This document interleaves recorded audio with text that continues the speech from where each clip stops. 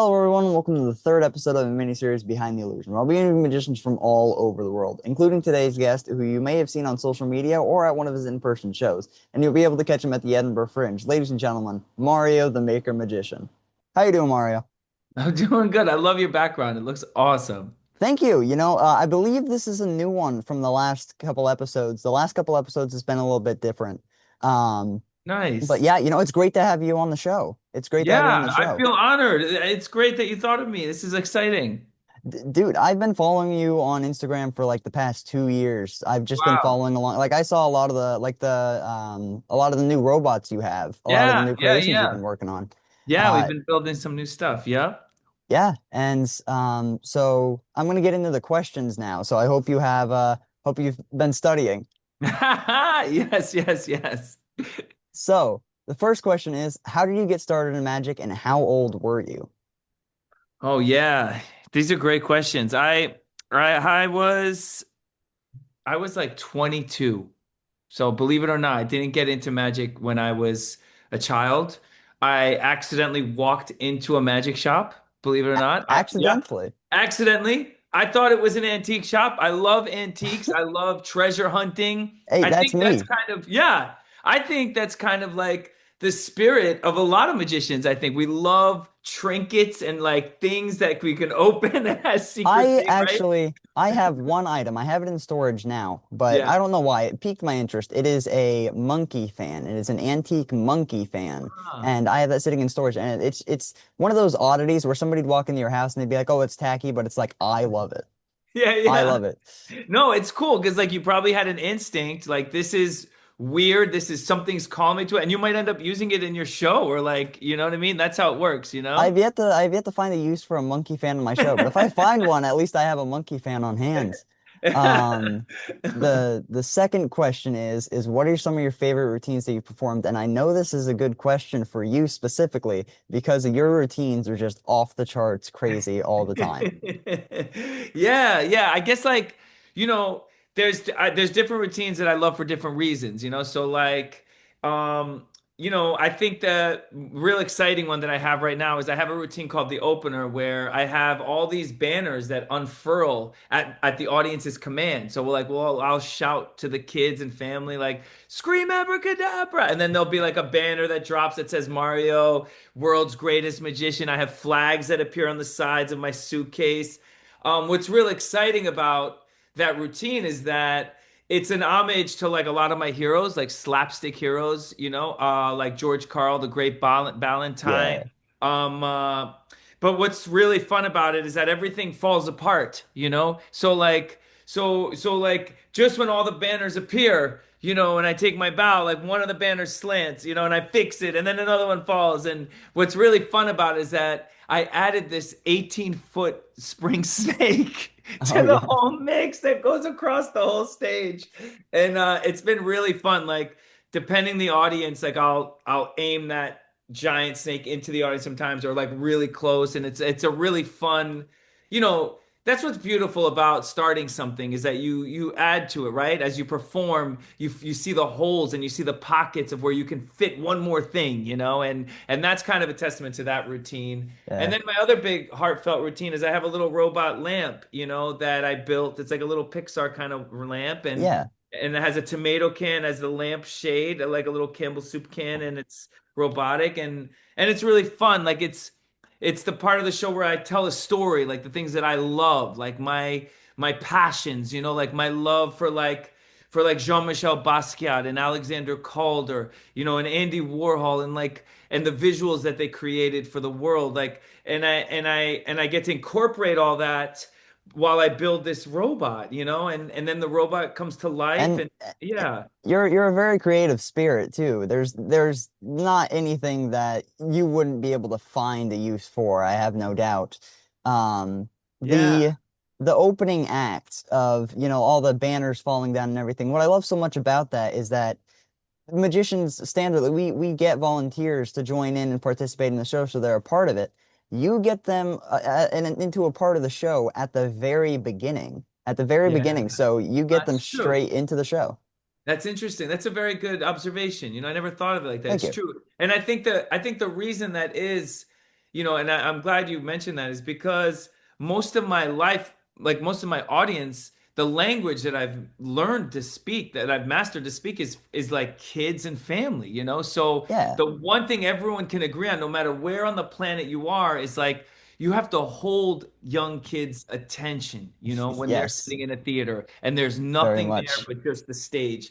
And it's so funny that you mentioned that because you're right. Because right off the smack at the beginning, these signs are falling, things are going crazy, and it's like we're trying to set the tone for the parents to relax. Like it's this kind of show, you don't have to worry. Everything's falling apart. So don't worry if your kid's screaming or not, Like, Yeah. and And so that's a fun way to look at it. You're right, because I have to set the tone, and that's what and does and the snakes, the giant 18-foot snake, yeah. that is definitely a way to, add a shock factor, but also get the kids to focus in. They're like, oh my gosh, where'd this thing come from? Starts the magic right off the bat, and that's fantastic. Yeah, yeah, Um, exactly. And that's kind of like, I think that's kind of like the goal is like, I always say, we always hear it like the audience creates the performer, and like as long as yes. we're sensitive after each show, like what is it that was like slow or what is it that needs, to be taken out? And that's kind of how these kind of routines got developed over the years, was just kind of like fine tuning it, right? And getting The into the rhythm that works best. developing routines is by far one of my favorite things when it comes to magic. But you're a very creative guy, and you have a lot of super great elements in your shows. And I know you said that the audience builds the performer, but there's inspirations as well. So the next question is, who were some of your inspirations coming up in magic? Yeah, that's a great question. I love how you said that. It's true. Like, you know, some of my biggest inspirations, like when I first walked into that magic shop, I was 21, like 21 and a half. I walked in and I got introduced to a video of Charlie Fry, and Charlie Fry, is this crazy eccentric juggler, magician, genius, Yeah. guru, like godlike figure, right? Like in the magic Yes. world, right? But I Yes. didn't know, like I just kind of walked into this shop and I see this young man just balancing a spoon, on his nose, right? And then he's balancing it, and then he just flicks his head, and the spoon just suspends and lands right behind his ear.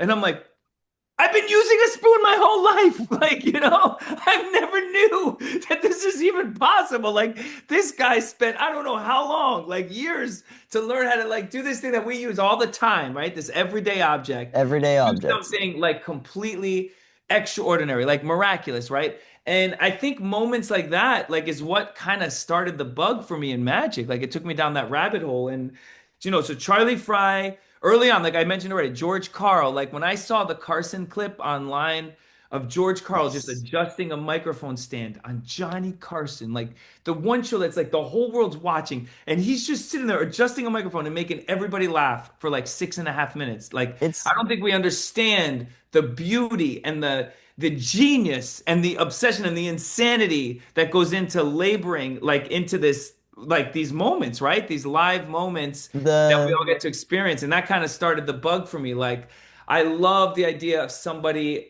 spending their whole life like doing something like that looks so stupid at first, and then as you watch it, you can't help but get emotional because of how beautiful Well, it that's one of the things that I love so much about magic is that even if it starts off stupid, there is a magical aspect in there somewhere. is. Like Yeah. for example, the Reuben. He is a Yeah. super great magician, Oh, oh my and God. when I was watching his show, he Yeah. he did that act, the one with the knife and the balloon and everything, Yes. and it's like, why would you even begin to try this? But then you see the magical aspect of it, and you're like, oh my gosh, Yeah. that is the magic right there, and it's so good. And you were talking about Charlie Fry. He Yeah. is great. He is great. Yeah. I've seen a bunch of his stuff, and it's actually he's such a good name in magic. Yeah. There was a man that I had met.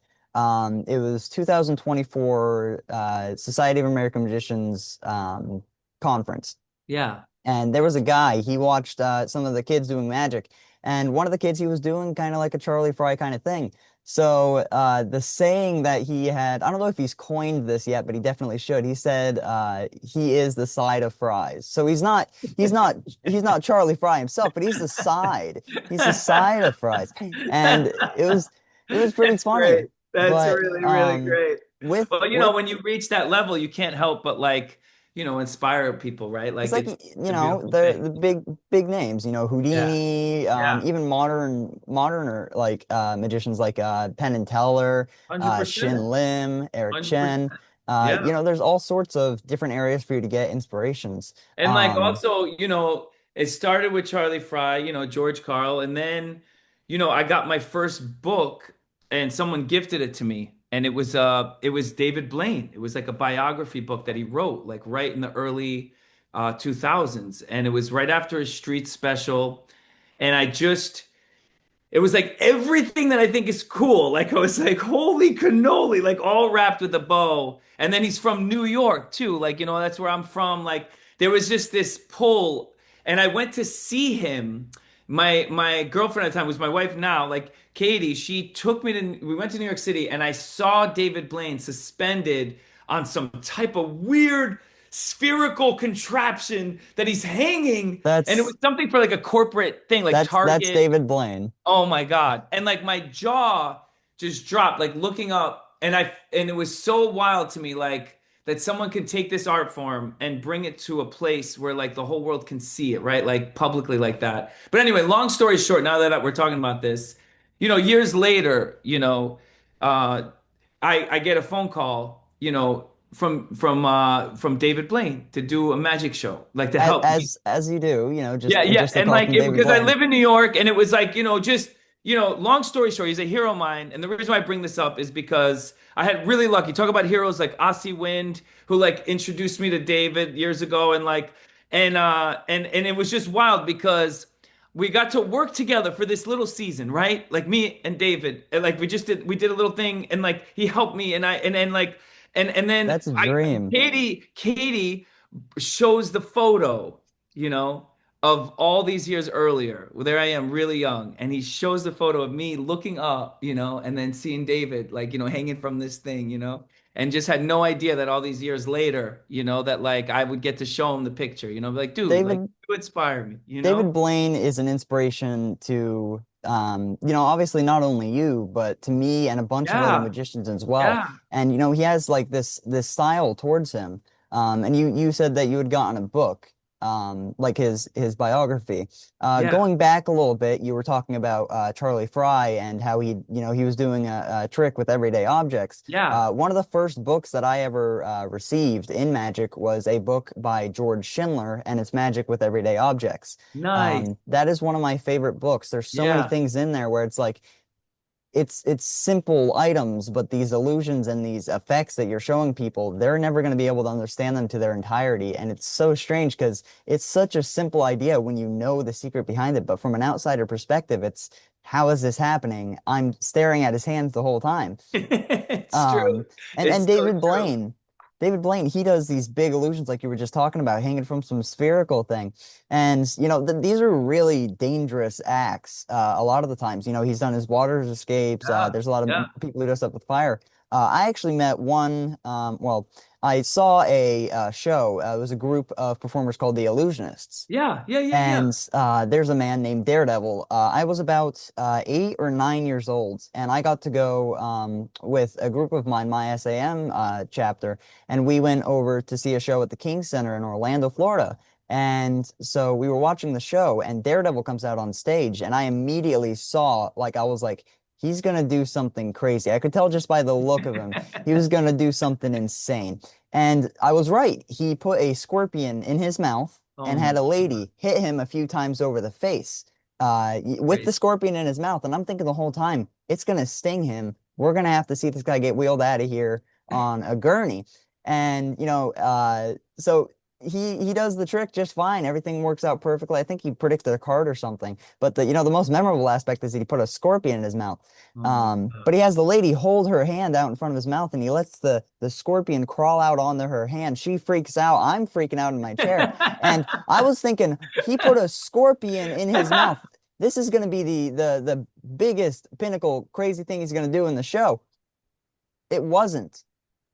He then proceeded to put himself in a straitjacket Oh my and hang God. himself upside down over, I think it was 5 or 6 active bear traps. And if he Wow. didn't escape the straitjacket, he would fall down. And I can't remember if he lit himself on fire in the straitjacket or not. Oh man. But I believe he might have. I might be mixing up two different acts I've seen, but I do know that for sure he was in a straitjacket upside down Yeah. over active bear traps, and that is a very big risk of injury. But on that topic of injury, actually, the next question leading into it is, have you ever been injured performing a trick? And even if it wasn't intended to be dangerous, and how did that affect you or the audience? Yeah, that's a great question. And like you've seen me perform, like, you see how animated everything is, how physical it is, me climbing Everything. up I was chairs. thinking the whole time he's gonna slip. He's gonna Yeah, yeah, break yeah. something. That's right. That's right. And that kind of tension is like what I ride on. And obviously, when you take risks, there's rewards, and then there's sometimes, I'll tell you an earlier story, like years ago.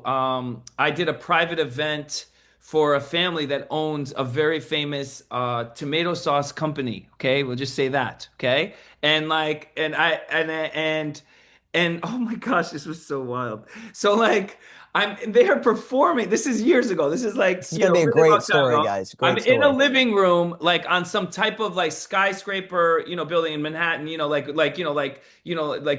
big high building, here, living room. I'm performing my show, and I do this trick called the karate coin. All right, it was like, you take a $50, you throw it up in the air, and you karate chop it, and then the coin, your finger goes through the coin, right? Yes, yes, I have that one. That is such a Okay, great so trick. you know this trick, I right? know it So, in so and like, out. what do I do, right? Because I'm the maker magician, right? I have to make my own coins, right? So I made my own Mario the Maker coins out of pewter, and they're heavy and they're big, And I do the trick every kid's show, like I'm just karate coin, boom.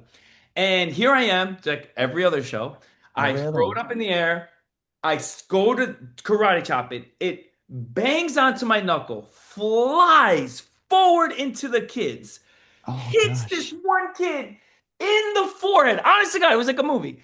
And, Oh and, my and it was gosh. the one kid who's the birthday kid, okay? And he No, you hit gets the up. birthday He kid? looks stunned, like ready to cry. Like he looks stunned. I see a half moon crescent of like an indent, okay? My What'd you head, like I've do? never sweated so fast, so quickly. And I'm like What do I miser's do? dream. Yeah, What do I miser's do? dream. I'm like, this kid's about to cry. Like I have to. The only thing that came in my head was like, get him up on stage. Like, let's do a magic trick that's really funny, like really The fast. coin Like chose you. the coin shows you. The coin chose you. Come Like on the I stage. bring the kid up, like as he's thinking about, like what's happened, and like I'm so like terrified. I bring him up. I do like the miser's dream. If you don't know, you guys, you make coins appear out of a kid. You pop them in a bucket. Ding, ding, ding, boom, ding, ding. So I'm just grabbing coins from him, and he starts laughing. He starts smiling Good. first. And but there's a half crescent moon on his forehead. There's Yeah, still on there's his like a forehead, scar. And and I felt like I was gonna lose my like job, like everything, like like a review or something. And it's always scary when something happens gosh, during a show that's kind of out of your control, but you always feel that you could have done better, and that's what leads yeah. to more practice. And But then I did it, and I got through the show. He didn't cry, like, and then like we laughed and we had a great moment, and I just said a prayer as I cleaned up. I got my let me check, and keep my job. Let me keep my I job. please. But like, what can you do? Like you said, like there's gonna be times in life, no matter what. I don't care. You can have every perfect ingredient. Accidents There's gonna be happen. times- Yeah, it's gonna happen. And there's plenty of them, It's really about like your attitude. Like, don't take what's happened in a show out on the audience members. Like, don't like degrade Exactly. audience members because you're embarrassed because you messed I've up. Like, I've you know, seen a bunch of performers. I'm not going to name drop for yeah, legal reasons, but there was one man that I had the opportunity to go see. He was great, super yeah. great performer, but he made a lot of jokes and a lot of quips at the audience's expense. And Mm, I didn't like that at all. Even yeah. watching the show after, I talked with a few buddies of mine. We were all in agreement that it's just not something you want to do as a performer. Yeah. Even they could have been having a great time and that one joke ruined the whole experience. And now not only do 100%. they feel bad, but now you get a bad review that hurts you as well. Nobody wins in this situation. No, it's really interesting you say that because even today, I was working on my robot kits I'm doing, and I was listening to a YouTube. It was like a college presentation about art, and they had Yes. this woman guest speaker speak in this this interview for an hour, and she was really funny. Like everything she's saying, like about this piece, like she's kind of like self-deprecating, like she's really funny about her artwork and like this next piece, and people are laughing, right? She said one joke like she was so comfortable. She said like one joke about like I don't know what it was about like the French people or Germans. I don't know what it was. She said Yes. something, but it was like just loose. It wasn't even You like that bad. it But the room, like the room you could energy hear a just pin dropped. drop. You And could I hear a could pin drop. see like the rest of the presentation, she couldn't get back to the level she was before. And it was almost like the audience is thinking like, oh, she knows that she's funny, And it was Yeah, like rather than like she's accidentally making people laugh, like it was weird. I don't know how to explain it, but I'm just trying to say the reason why I bring that up is because what you felt, Lucas, is because an audience is super sensitive, right? they are. And They like, and are. it's like anything can cause that kind of disruption. And it's so important. Like, that's what I say all the time before my show is that like every person that I speak, see, think, or talk to, like that I'm just looking at them like as gentle and as graceful, like as a lamb, like just like they are like I don't deserve to be here because it's on their time, like and they could be watching anybody, like, and I try to keep that at the forefront of my brain. Consistency is key. Yeah. Consistency is key there. Yeah, because at the end of the day, you could mess up so many tricks, but if you're like being authentic and you're being honest and you're just like trying to have fun at every point of the Your show. your show, your act, and your routines are all perfectly Mario. Yeah, that's right. They're That's all right. centered around you and your energy and the way That's you right. act around your audiences. That's right. And moving on to the next question, Yeah. you just said, talking about the coins, you made your own Yeah. out of pewter. Yeah. First thing I want to say is pewter is a very useful metal, very Yeah. useful metal. And two, you were talking about making, working on kits and all sorts of different robotics. When it comes to inventions, this may be difficult for you because you have a bunch of different ones. It's like picking a favorite child, but what is your favorite invention that you've ever made? Oh, well, if you go to our Instagram, I'm Mario the Magician, I Yes. built a little yellow furry ottoman. Like, like an ottoman, like they have at I've like seen in the him. living room I've that seen you put him. your feet up on. And this yellow ottoman has eyes that pop out and a unibrow. And if you put anything on the ottoman, the ottoman gets mad and his unibrow gets angry and then he shakes around and knocks over whatever you put on the ottoman. And it's been really fun because it's like an homage to like early Sesame Street and my Yes. love for like Jim Henson and like It did but like remind me also a bit of robotics. Grover. It did What's remind me a that? bit of Grover. Yeah, yeah. It's got a Grover, little Grover it's to it. got a lot of Grover energy to it, Um, uh, I can give you a sneak peek of my upcoming robot kit if you want to see, because I've been putting a lot of heart into. Upcoming, upcoming sneak peek. This Yeah, is upcoming sneak never peek. Let me before see. seen These are going to be coming out like in 2 days, on the and they're going to be show. This super limited quantities. Well, Um, make sure you give me the link because I'll put that in the description for you guys so you can go and grab them yeah, yeah, for sure. for Here, sure. so this is a super sensitive, so it's a can that has eyes that pop out. Oh my gosh, you're making these to sell? Yeah, yeah. So I'm making these to sell. This is one that's not fully assembled yet, as you can see, but they're going to be unassembled, and they're gonna be sold It's kind of at a like very limited quantity. it's like Um, Mark Rober's Crunch Labs kind of, but yeah, Mario. totally Mario. like yes, like a Crunch Labs kind of feel. But this is what's beautiful about it is that there's a lot of heart in this robot. Like you can really make it have a personality. And Like it's funny. it's it's amazing because it's just a simple idea. It's just a can with eyes, but it's like there's so Yeah. much potential there, Yeah, you yeah, know? yeah. So there's going to be a microphone sensor, and you can adjust the sensitivity of it. And what happens is it has a personality. There's like hundreds of different ways that he comes out of the can. He shakes the That can, he looks around. Yeah. So I'm really proud of it. And all of it is going to be completely in pieces. Like you build it all from scratch. it's yeah, Yeah. and the, I'm just a bit in shock. I wasn't expecting a little sneak peek like that. That's amazing. I'm gonna have to get one Yeah. of those. I'm gonna have to get Oh, one of totally. those. We'll put one aside for you for sure. Like I'm really excited because what's beautiful Uh, about it is how simple it is, but actually the mechanics are a little bit intricate for it to rise like that and sneak down like that. You'll see when you get the kit. I'm not going to reveal it, but there's a don't lot of like don't reveal bending your that goes secrets. on in different directions to get it to really look like it's kind of just It's like very animated. It's very yeah, yeah, animated. totally. So I'm really excited about it. It's like a desk companion, How and it much? introduces kids to microcontrollers so that you can learn to program and add more sensors and all Yeah, that. how much are those going to be going for? They're going to be going for, I'm not, honestly, I think we're trying to get the price as low as we can, but when you see it all, they're going to be going around like $85. That's what I'm That's looking at. that's not And it's a bad for great, a little no, guy there. no, because it has a microphone sensor, it has a microcontroller, it has a servo shield. Is that Um, the yeah. microcontroller? Is that a Raspberry Pi?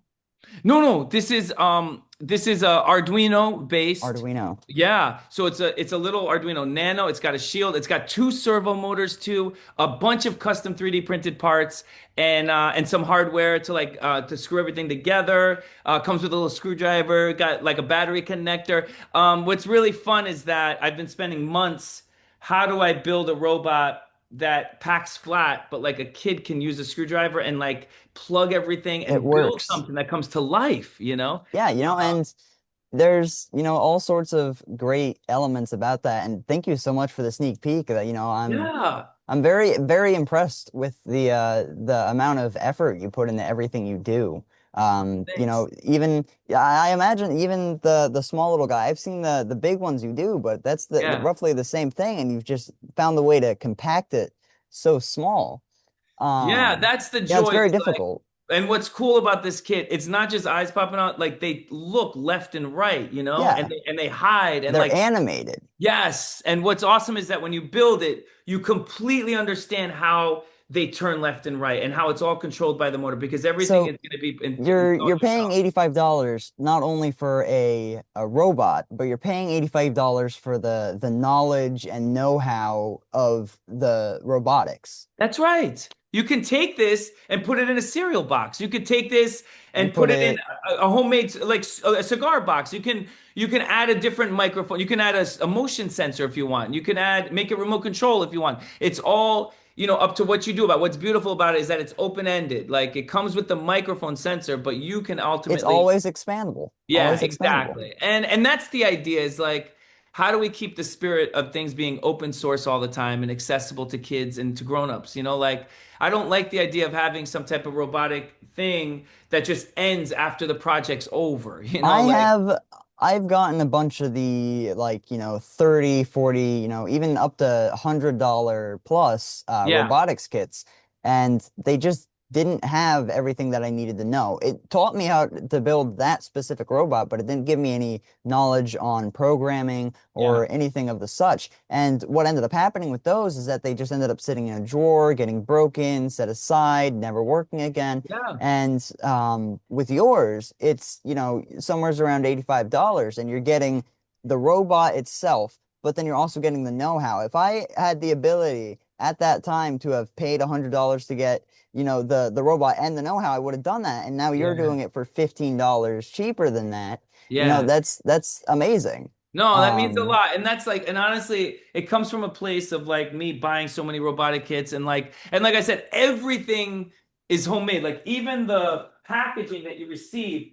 is hand like it's hand stamped, that's boxes that'll be comes with stickers, like all I'd this stuff. pay It's like a whole $85 just for the box. I'd pay and like $85 what's just for cool that is box. like it's like you're buying kind of like an artistic piece too. Like it's a Yeah. very like homespun, like And every it's little detail is homemade. everything. You're buying an art piece by Mario the Maker Magician, and it's Yes. not only an art piece by him, it's something that perfectly replicates stuff that is in his real life acts. And that Yeah. is, for the price of $85, I mean, that's just mind blowing, man.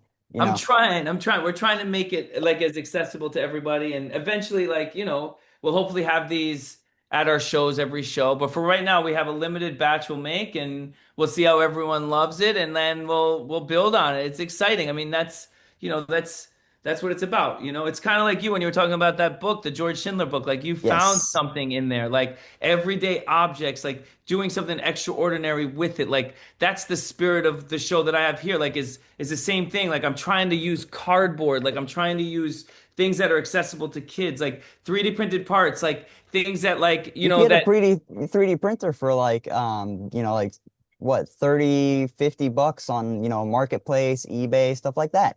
And yeah, sometimes you could find them for sure. Even they're getting cheaper and cheaper. and It's true. with the expansions of this, they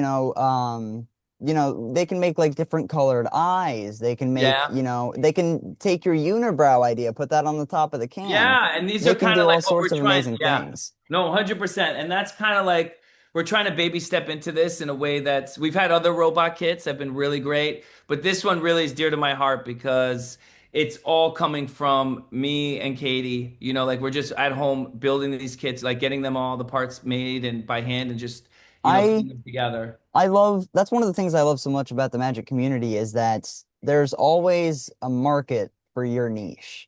Yeah, yeah, If yeah. whether you're doing robots or card tricks, there's always somebody out there who's seeing your idea and is like, I want that in my repertoire. I want to Yeah. perform that for people. And it's great because it shares your idea around. It continues to spread that knowledge.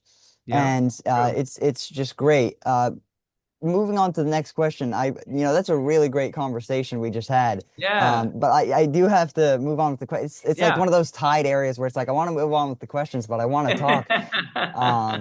But the next question here is, what's the most difficult trick you've ever performed? Oh, what's the most difficult trick I've ever performed? Um, yeah, I think the most difficult trick that I've performed that's in my show, I have this trick where I have this little tiny toy drone that has a ribbon attached to it. Yes. And uh and I love this drone because I talk about the history of remote control, and Nikola Tesla, at Yeah. Madison Square Garden. There's the New York theme again, like Madison Square 1898. Garden, Yeah, it's great. It's the great. history, I mean, is insane, It's got a lot and of history, that building there. that building for sure. And so like what's really wild about this trick is that because I'm using a drone, which is already really kind of scary and in live show, like Especially if it, were to fall and yeah, hit a kid in exactly. the audience, the birthday kid. Now he's got a drone on his forehead instead of a Right, half right. moon. So like what's cool is that the trick, I'm very proud of it. Like I'm really proud of the whole idea of it. It's something I want to release in the next couple of years. I'm not ready yet because it's in my show now, but anyway, this Yes. drone with a ribbon that has to like perfectly center in positions around my hat, swirling around, and there's smoke, and there's like streamers that shoot out, and then the drone lifts out, and then it has a card tied to the end of the ribbon, which is the audience's selected card. That trick never goes easy. Like it's I always stressful, I saw your performance and you had that in there. And I loved all the lessons, about Nikola Yeah. Tesla and all that stuff. It scared me a little bit, to be honest with you. You're like, oh, it's going over the audience, and it passes right over me, but I wasn't paying attention. So all I see is you point and a string fly right above my forehead, and I freaked out a little bit. I was like, oh my God, oh, it's the ribbon. And it was a great trick. It was a great Yeah, trick. yeah, I'm yeah, just yeah. very easily startled. Very easy. Oh, good. Yeah. I'm like a squirrel sometimes. And it's a But fun, it's always beautiful when you can marry a routine with like a real life story or something that you're passionate to talk about. And so like it's a very, that's been what's really fun for me is like finding these stories about life or my heroes and then finding that trick that really marries the story with the trick. And like I yeah. I had multiple moments throughout your show. Sorry for cutting you off there, but there were so many moments throughout your show that you'd be telling these life stories Yeah, and these yeah. lessons, and really, like you have the ability to take control of the audience, and you have the ability to hit them right in their emotions. You Uh-huh. have, you can go from being the craziest, wildest person on earth to slowing down a little bit, taking a breath, Yeah. and Yeah, allowing the yeah. audience to feel with you when you go back on these memories and these moments of your life. Yeah. And it really I started to get emotional a little bit because it was just like, you know, the stories about your Nana and Yeah.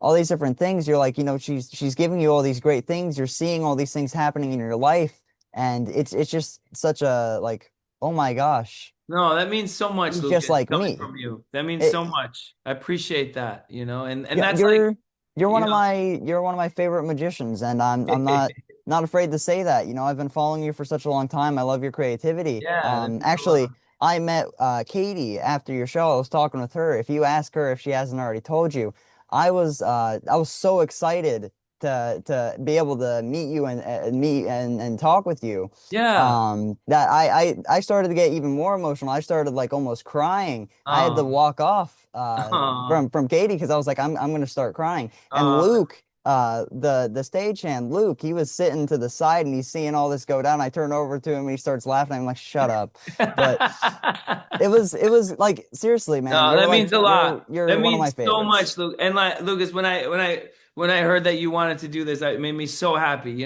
because it's about passion, it's about staying excited. It's I about not losing the joy, and like, I never whatever it want to takes. lose the joy of magic. The joy of Yeah, magic, I've said this once, I'll say it 1,000 times, may have even said it in a past interview. Getting into magic was one of the best decisions I have ever made. that's so It's not anything that I'm going to look back and regret. I've had a yeah, lot of good memories in magic. I've had a lot of bad memories in magic, but the good yeah. always outweighs the bad when it comes to it because this is what I've devoted my life to. I've been doing Right. magic for 10 years now. Wow. And, you know, ever since, you know, I was, you know, 7 years old when I first got interested to 8 when I first started performing to now 17 going on Yeah. 18, Yeah. seeing all these different things and learning all these different, you know, tricks, meeting all these different people such as you. Yeah.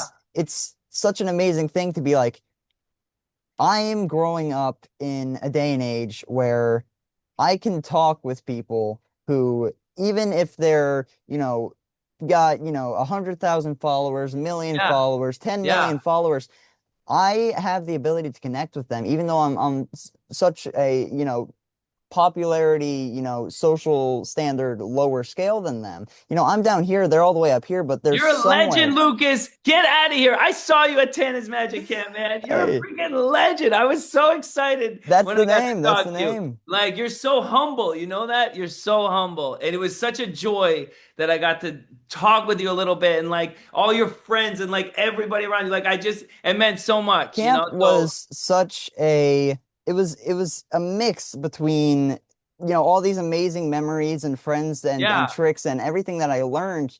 Actually, I have my notebook right here on my desk with all of my lecture notes, camp notes, and Oh, everything. that's awesome. Now, I'm was gonna this your need first year doing Tana's Magic Camp or have you it been doing it? was. It was. Wow. That's And I amazing. hope to I was the SAM, they gave me a scholarship and I hope that they'll give me another one Get next out. year. That's how you ended up there? Anybody from the SAM, if you're watching this, please welcome me back. You know, I got to meet Mario. This is a great Wow. interview. Wow. Um, That's so cool. I didn't know that that's how the door opened, that through SAM. That's yeah, the amazing. Society of American Magicians, What a testament to them and what they do, that they can give the opportunities Society of to American people, you know? Magicians is Yeah. it's I've been with them for, you know, about the past 10 years and man, they give you everything you need Yeah. to really succeed as a magician. They give you so many So awesome. opportunities. So, The Society of American Magicians 2024 conference, like I was talking about in Texas, yeah. they brought me out for that because Wow. I had sent in my audition and you know this is another amazing opportunity. Camp was that they Wow. provided to me, and that's what I was just saying. You know, they're such a big corporation, but I've talked with people individually within them that Yeah. have allowed me these amazing opportunities. And that's what I love so much. Back on my topic is that there's people all the way up here. I'm down here, you know, when it comes to socials, but there's a middle point where we meet That's and we're right. able to converse and we're able to That's talk. right. Like you on Instagram, you are almost at 40,000 followers. And Oh. I'm sitting here with 200, but here I Oh am no, but talking. don't worry about stuff like that. It's like, I I'm have the mountains to climb too, Lucas. Like, I'm a children's and family entertainer. When I go to magic conventions, it's a mountain I have to climb too because everyone everybody wants to be Dave, everybody like, climbs mountains and that's right. I'm on that Yeah, mountain just that's like you it. were. That's And it. you know, I'm going to take off at some point. I know this. And if you're gonna clip this and laugh at me later, please don't. But No, you already are. That's why if I ever do laugh, it's like I saw your tan. It's like the fact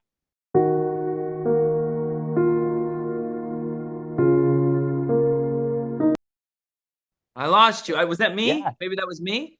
that was me, I believe. Okay. But anyway, it's good that happened. I'm glad that happened because we got to reset. Because We I do think have to reset just a little bit. no, because I think like it's really important, what you're saying, and I feel you, but like, I know that like, you know, I know numbers are always like people are always You looking at always see like numbers on social numbers and media, like and and all this stuff, but at that's the what end I'm of saying no, I is know, but at the the end of the numbers on social media, it shows, no, I but know, we but meet. It at the doesn't end of the matter.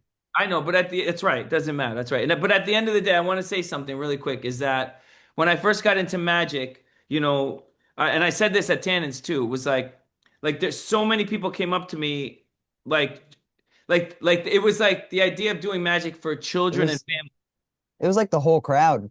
Just after the show, I was racing down those steps. I family. was like, I have to meet Mario. I have to talk to Oh, him. And there was that's so awesome. many other people coming over. I was like, oh my gosh, this is like a Black Friday sale. It's just everybody is going towards Mario. And then No, I got to talk to you. That's why I was so no, amazed. I no, was it like, was I really actually have great. to It speak was to you. really great. And Tannen's Magic Camp is such a gift to It the next is. generation of magicians It like Adam is. Blumenthal, people like Adam Rubin, like legends, like absolute legends, like giving like And so much of Mario. themselves. Yes. Mario, Yeah, yeah, he's we're trying like we're trying to like, because that's so beautiful about the magic community is like, just like you getting these scholarships, there are people that see like the potential, they see the growth, they see the passion, and we have to like make sure that we're all growing And together, right? Like that's and where I nurture came that. in with the Yeah, numbers is that even though you have the 40,000 and I have a lower scale, that's what I was saying is we're meeting in the center, we're able to talk. We're not looking at the numbers as a popularity thing. It's like,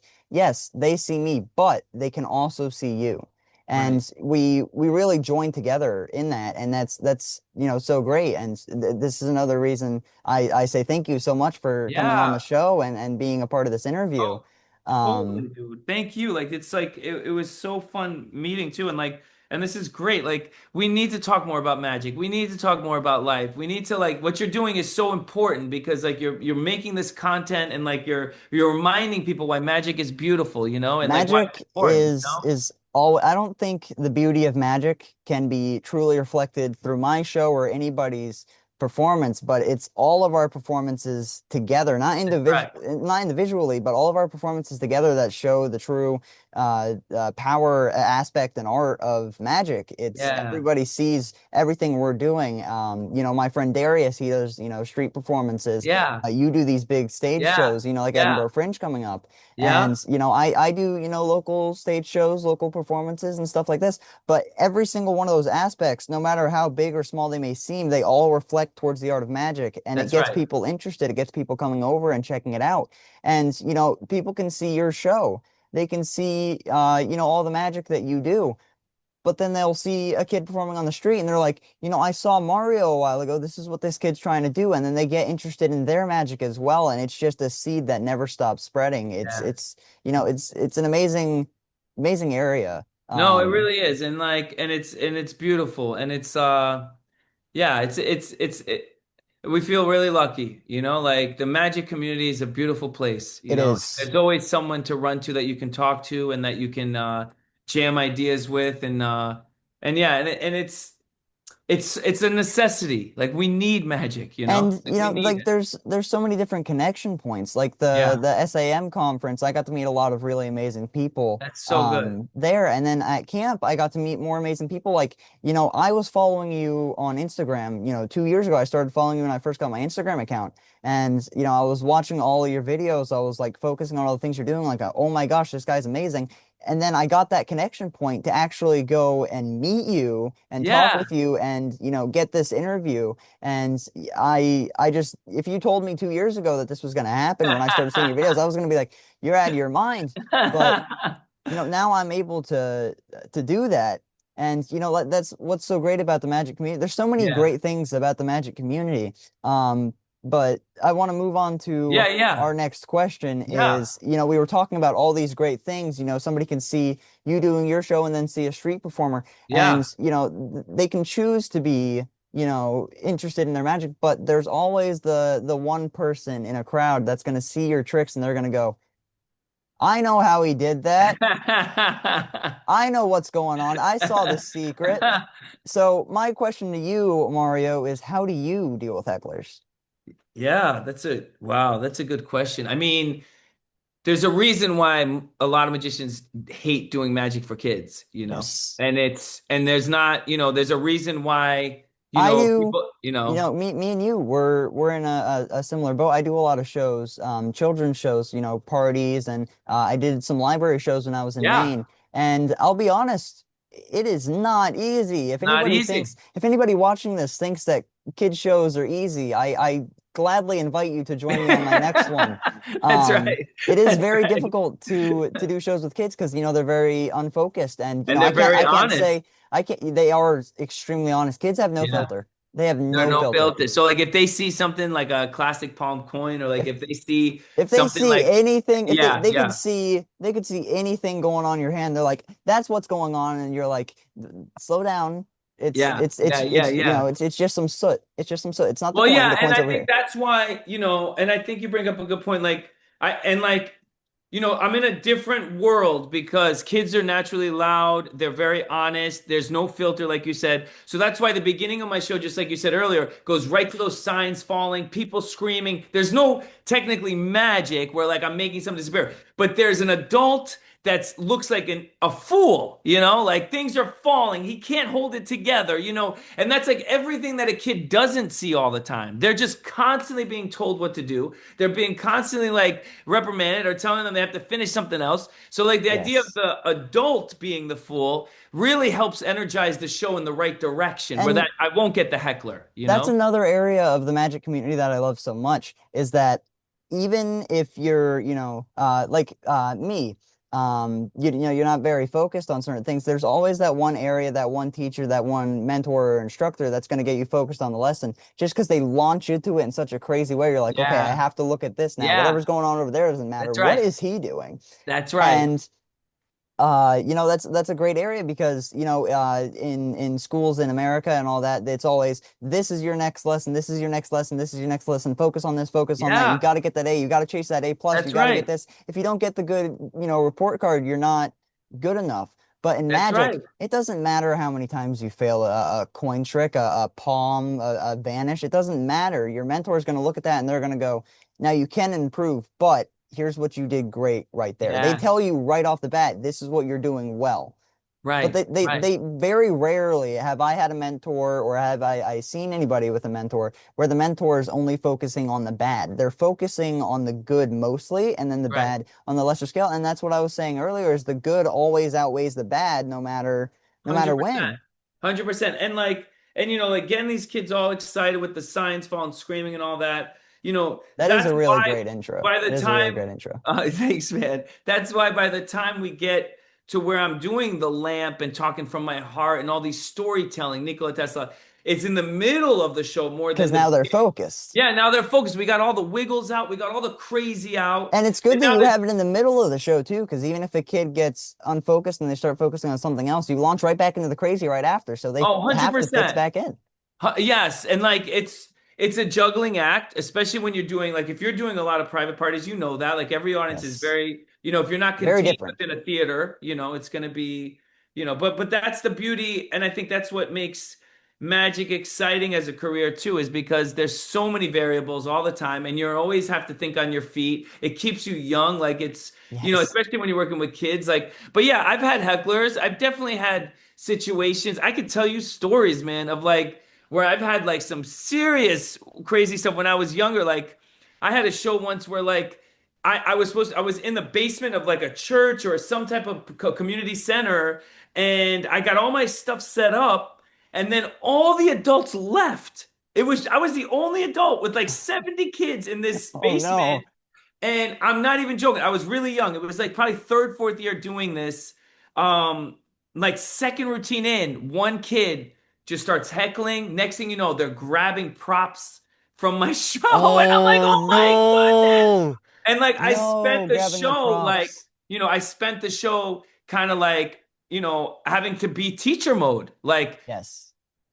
Quiet everybody crisscross Coyotes, applesauce. focus Yeah, up. yeah, exactly. Everyone crisscross applesauce. Everyone behind the line. Simon says hands on your knees. You learn these. It's so important, Well, especially if you're learning for tri thing is for kids. with Those you, tricks. Yeah. it's I imagine, and correct me if I'm wrong here, but I imagine with you, you work with kids all the time. Yeah. Now if an instance like that were to pop up, all the adults leave and you're the only adult in a room Yeah. with like 70 to Yeah. 100 Yeah. plus kids. I imagine it'd be easy for you now, not at the 4 year point, because I Yeah. imagine Yeah. then it was very difficult. But now I imagine, with the way that you do your Yeah. shows, Yeah. it would be very easy for you to Oh, incorporate that in 100%. your crazy, 100%. wild actions. You'd be like, 100%. Simon says hands on your head, hands on Yeah. your knees, Yeah, yeah, and 100%. And like we did recently, we did a TV shoot thing for some episode. It's not going to be out till next year, but like it was a scene where it was like a party outside, and these kids have been waiting to get on set for like 7 hours because it was raining. So they're all cooped up, and like and the director and everyone's there. And then when these kids came in, they're super pumped, and they're running yeah. into the set, and like, but it was so beautiful that I got to do my talent, right? I knew the exact language, the clap rhythm. The They sat right in front. We joked right away. We were able to get the whole segment within 10 minutes. We got the whole segment. The kids laughing, I was performing, and So it what was I'm a hearing joy, is you that we're know? gonna see you on TV at some point. Is that what I'm hearing? Um, yeah, but it's not now. It's gonna be It's gonna be in probably next like a year. Yeah, it's year. just a small little, it was like just a small little segment of something, I but it's mean, but Penn and Teller, they just went on, a new show within the Big Bang Theory universe, and they just had their small segment. So yeah, it's a small segment, but you've got the people backing you, you've got the followers, and people are gonna see you once more, and it's not gonna be a small segment anymore. It's not gonna be a 5-10 minute thing. It's gonna be like, hey, this is what we're talking about now. yeah. Mario the Maker Magician is on TV. Yeah, yeah, yeah, yeah. And that's Hopefully, that's that that's it'll one be of my really goals fun. in Magic is to get on TV. AGT, Penn and Teller Yeah. Fool Us, Penn and Teller, if you're watching, please. And yeah, I just even if I don't do well, I just want to be on TV. Yeah. Just But because Lucas, I can say Lucas, that. you will. You At will. some You point, like I've like been you sending have in. everything. You don't even like for me on the outside, like I did this interview because I just right when I met you, like you shine like a star. Like Thank it's like you so much. You right have no when I idea how much met that you, means like coming from you. like it's just evident. And what's so beautiful about life is like if I could go back to my younger self when I was 23, like I had so many moments where I just wanted to give up. Because like it was I've just like had those everything that too. I It's dreamed of was just not happening fast enough. Magic, while It's it's fun, is not easy. It is a it's not very easy. there's a very stressful path that you'll be on, but once you get past that one path and you're moving on a good path to your next stressful path, that path in between makes both of the ones on the outside so much more worth it.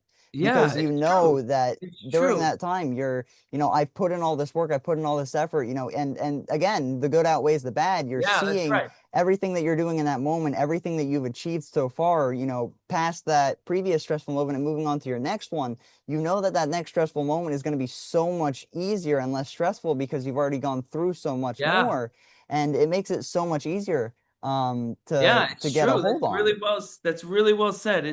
It's true, and it's hard sometimes when you're in the moment of a frustrating show or a frustrating part of the season. But like, what I was, if I could go back to my 24-year-old self, and I could say something to them, like I would be like rest easy, like be gentle with yourself. Like no matter how hard that you're gonna work, like nature, like you plant a seed in the ground, like it's gonna go on the rhythm of nature, of the universe, not on our rhythm. You can't rush a process. And I think I wish I knew that earlier because I was hard on myself. Like I'm still hard on myself now. There's so many dreams that I have that I'm hoping for in the next 10 years, and I hope they happen. But And like you said, you can only do so much, and then like you got to let it go, and like you gotta take a yeah, break just let it period. You gotta go. let yourself breathe a little bit. If you overdo too much, you'll lose so much more.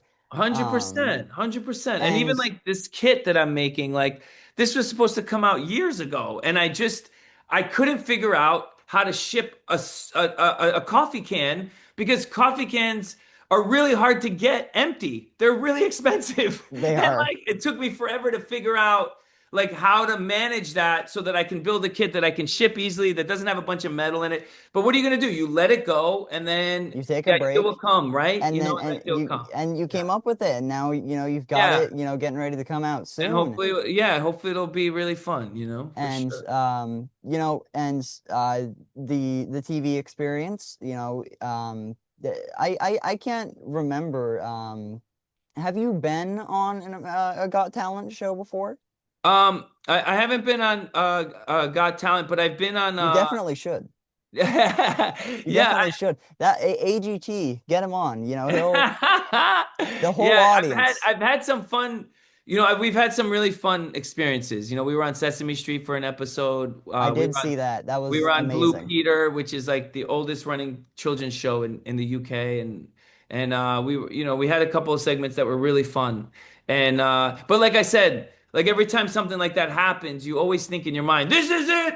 Everything's gonna change," and like it doesn't. It A does, little but it bit, doesn't. Yeah, you like know. and then you go back to reality, and you have to work, and you put your head down, and you rock the best shows you can, and you Yep. hope, you And know, and that's what I'm saying is, yeah, that one period, you're on Sesame Street, you're like, "Oh my gosh, this is amazing. This is a yeah. pinnacle of my career." And then you go back to the standard. You go back to the normal, and then you go back to that next stressful moment of, "Oh my gosh, I'm going to be on well, you were on the Tonight Show, right? Yeah, You were yeah. on the I was on Tonight the Show. Tonight Show a couple years later, but I didn't know that, And you didn't, but you I were on didn't know Sesame that. Street, and then Yeah, you had that break period. You were doing, your normal yeah, shows, and then boom, right into the stressfulness of, hey, now you're on late night television, yeah, and yeah. It was, and I think, one of my favorite painters is Henri Matisse, and Matisse, had a very unique pictorial language, the way he painted. And yes, during his lifetime early on, he got mocked for how he painted because it wasn't perfect. He painted by feeling a lot. And it just, something that people always look back on when they think of Matisse is like Matisse always trusted the process, when no trusting one the else did, process and that's so is very important, important, and like, and and because he trusted the process, he had enough like the world was able to catch up to the masterpieces that he was creating. Because when a masterpiece is created, the world doesn't accept it. It looks horrific, like exactly. and like it takes time, but like if you're smart enough to continue with it, You like have and to just trust the push through. process. Think about like people like Andy Kaufman, like these people that are like eccentric performers that like broke barriers of like how we look at comedy, whatever. Like at the time, it looked nuts. I remember when I first saw the show The Office when it first came out. It was like this kind of uncomfortable, like, I can't It's watch this. This is getting so uncomfortable. But then it But reaches that point, and you're like, now I can't stop watching it. I know I can't stop watching it. And And I then think there's that's the beauty of creativity and and art. now, So, you know? it was such at the time, it was such a strange, like, this is a bit of an oddity. You don't see Yeah. this, in normal Hollywood television. But now it's one of those things in pop culture where it's like, if you don't know The Office, you don't know pop culture. Right, Because, right, right. there's so many different quotes and different things that, there's t-shirts, mugs, everything out there. And at Yeah. the time, you wouldn't have seen that coming. You were going to be like, Right. oh, this show's going to die out in the next couple months. Right. Now it is one of the biggest shows in the world. Everybody knows what The Office is. Right. And it's really, it was one of those areas where you have to trust the process. You have to trust the process. And I remember that first season, like it was like low budget, like it's like, they It didn't wasn't the know. greatest. And Wasn't the greatest. yeah, yeah. But I think that's what keeps the fire alive in me is that possibility, right? Like maybe this next Possibility, thing you make. the search of possibility Yeah. is just, it's such an amazing thing because you're always looking for something that is different, something Yeah. unique, new. Um, and yeah, that's one of the great things about it, is you're always searching for something new, Yeah. and 100%. the new places to perform, and some of them become your favorites. Like, moving on to the next question is, what's the most memorable venue that you have ever performed at? Oh, that's such a great question. Um, well, I think, you know, I think The New Victory Theater in New York City, you New know. The Victory New Theater. Victory Theater is it's the greatest children's and family theater in the world, you know, and I dreamt of performing there forever. You know, we even did their Lab Works program in 2018, which is a program they give to artists. If you get accepted, you can practice on their premise, you know, at New 42 in the studios where Broadway shows practice, and you get to practice your magic, your act, and they help shape your show. And we did that. And you know, at the time, nothing happened out of it. You know, like Yeah, you're and there, you at the know, time you you're were just like just doing another the act. Yeah, and but I had to let it go.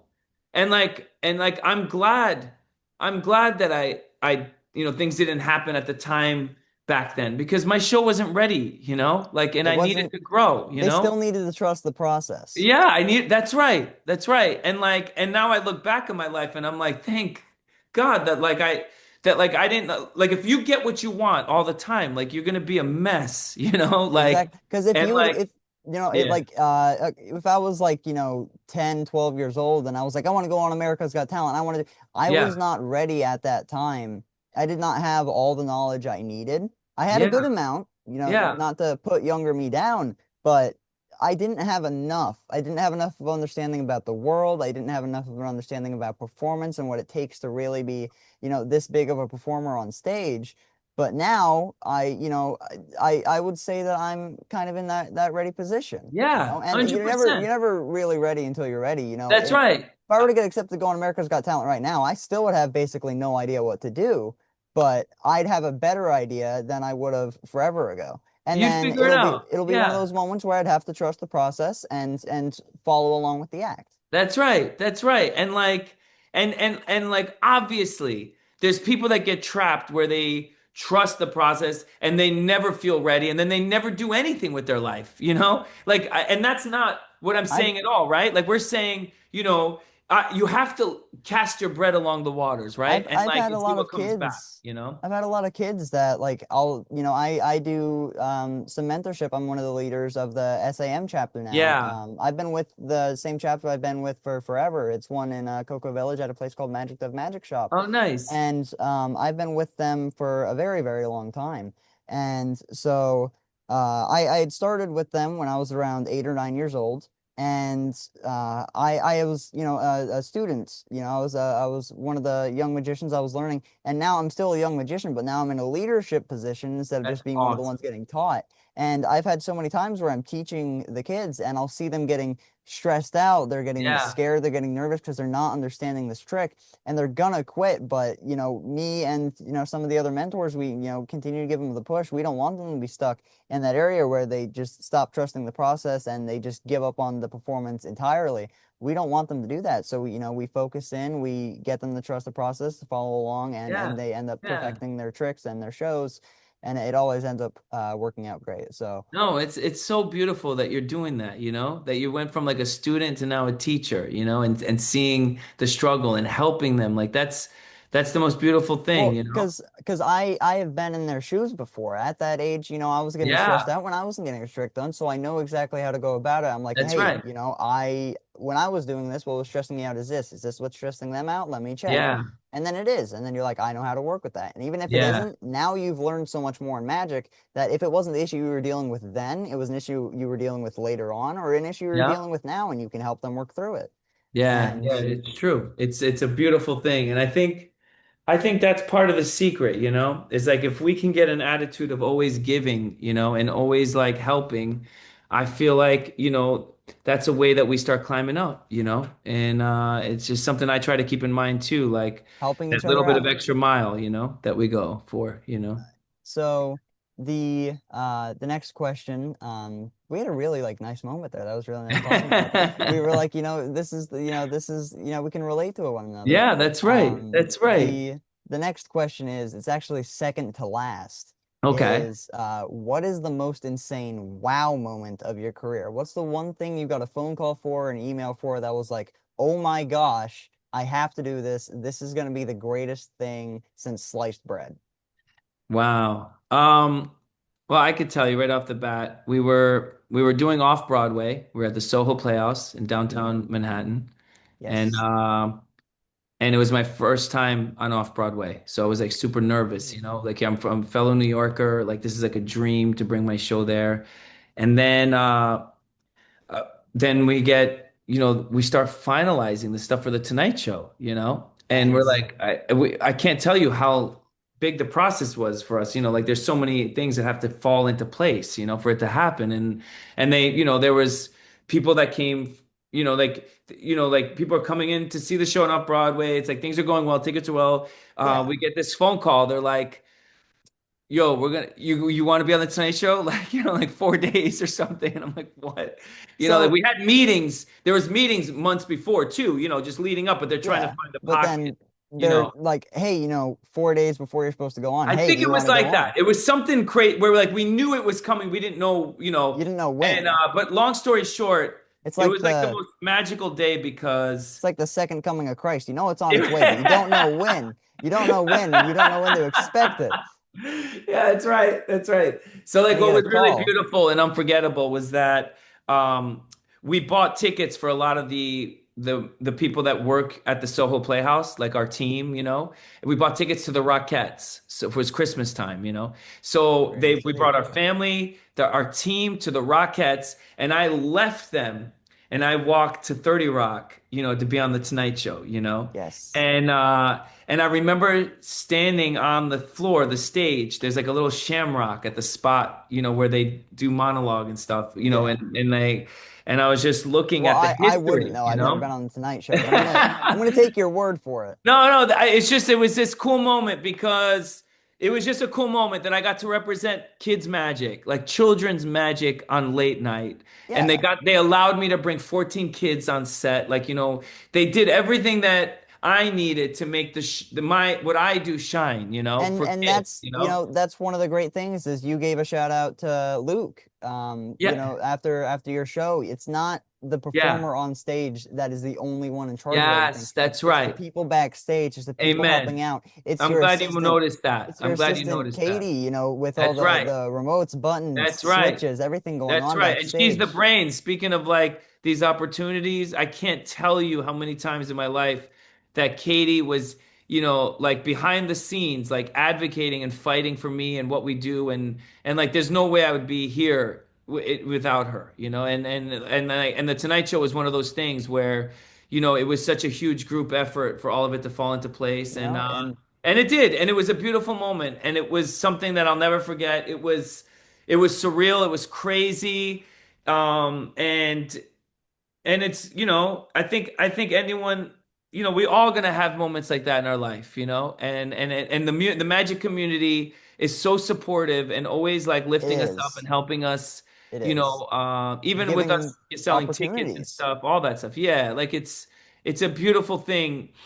Just thinking about you, Lucas, with the SAM like sponsoring you to go out, fly out to things and just like doing, going to Tannen's Magic Camp. Like, I mean, it's just such a testament to the community and how lucky we are, right? That we found this family, Because right? Magic it family. is Yeah, the magic community. It's not even really much of a community. It is a family. There's so that's many right. different people. It doesn't Yeah, matter who you're talking to. They'll always treat you with respect because you're in the same career as them. You're doing the that's same right. thing as them. And older magicians to younger magicians, they give you so much respect because they know how difficult it is at that time for you That's to be right. doing all these different things that you're going out and doing.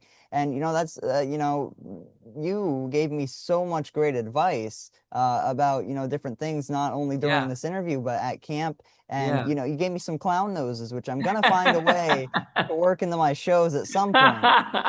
And you also gave me the signed card, and we got the super amazing picture. I'll put it up That's here right. for That's you right. guys. That was so fun. But and again, that's one of those moments where 2 years ago you're telling me, oh, you're gonna get a picture with this guy, you're gonna meet this guy, you're gonna talk with this guy. He's gonna give you three clown noses. I'd be, I wouldn't believe it. But now here I am.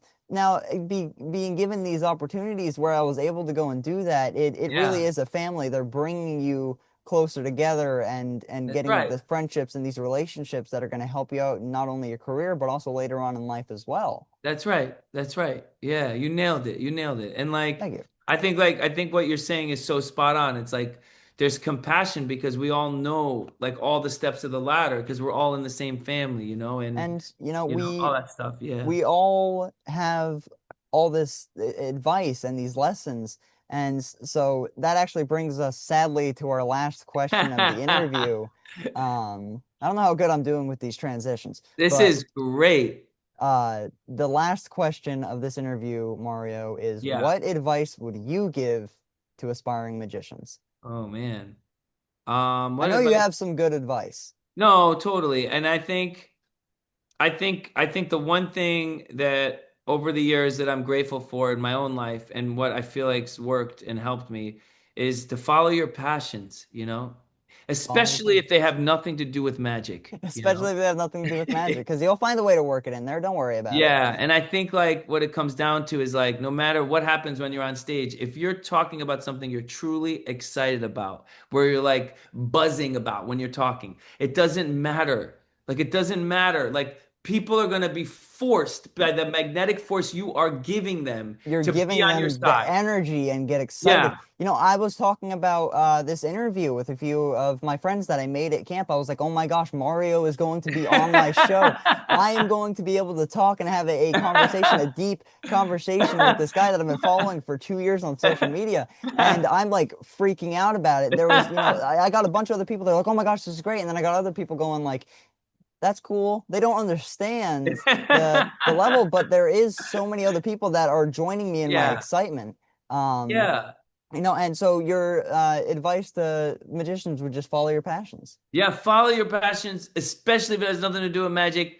And like what I'm trying to say is that like the greatest shows and the greatest things I've seen on stage is when people like truly mold and make something from their life experiences, the things that they love about, the You things know, that they and love about life, the passions that they have, you know, like that's why a lot of my show is about me speaking about, you know, like these artists that I'm passionate about, like this scientist, Nikola Tesla. Like, it's not just about a scientist, it's about it's an immigrant that came from another country to New York City. Like, it's my story too. Like, it's like, you know, I'm first generation Italian American. My parents did that trip, you know, like there's these connections so that when I'm performing this trick over and over again, I'm maintaining that excitement because I believe what I'm saying because it's true, you know? Because and especially as a magician, you when do you're well at that performing and you're doing a lot of shows, you're gonna have to like stay excited about these routines. Like, and if you're not, the people are because gonna see you've it, done you it know? like 1,000 times, but you're Right. still excited.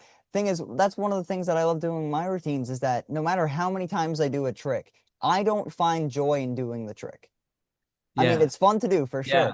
but the joy for me comes from seeing the audience's reaction to it, to see their Yeah. amaze and their That's delight. right. And that's one of my that leads into like my favorite quote of all time. The noblest art is that of making others happy. P.T. Yeah. Barnum, one of my favorite quotes ever.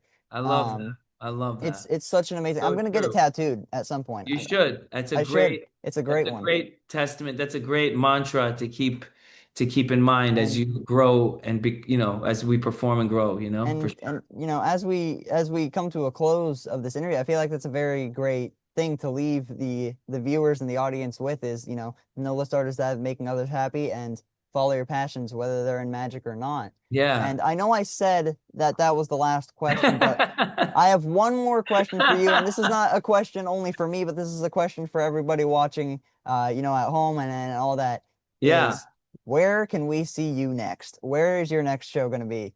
Yeah. Yeah. So my next show, we're leaving in literally 6 days to Edinburgh, Scotland. So if anyone is gonna be at the Edinburgh Fringe, we're gonna be there all month in the Edinburgh at McEwen Hall. It's a venue it's our first time at this venue. It's our third time at Fringe. Man, come out, come see the show, come say what's up. After that, we'll be home for a week and then we leave to Australia. So check our tour schedule. We'll be at Australia and New Zealand in the month of I'll put the September, I'll leading put the into link down in October. the bio, Yeah, everybody yeah. in the You'll see our tour description. schedule. And then I'll leave with one last thing. If you happen to be in New York City next April, come see us on 42nd Street at the New Victory Theater in Midtown Manhattan. It's our biggest and best dream for us. We're gonna be there for 3 weeks. It's exciting. It's a huge version of the show. So if you love robots, you love magic, follow us on Instagram, Mario the Magician. Check us out online, MarioTheMagician.com. And Lucas, it was an absolute honor that I got to spend this time with you and It talk and it was an jam and hear your honor. ideas. It was just awesome. So It was thank an you honor so from my much. side as well. And, everything you said, your website, your Instagram, all of that will be down in the description Awesome. for you guys to check out. This is a Awesome. super amazing performer right here. I've seen his shows, I've heard his jokes, I've followed his emotions throughout all of his performances. And truly, it really was an honor to have you on the show. And I Oh, thank you so thanks, much. man. Thank you so much. All right, until next time, Lucas. Until next time.